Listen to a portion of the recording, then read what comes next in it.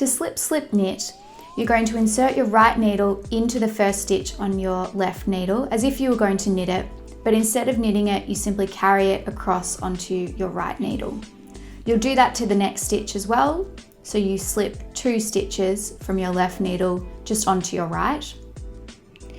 You'll then take your left needle and insert it through the front of those 2 stitches.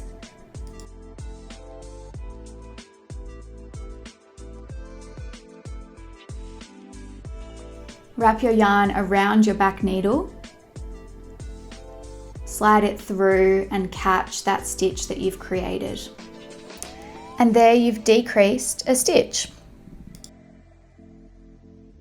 We'll do that again. So our right needle will go into the first stitch on our left needle, slip it over, repeat that same process once more.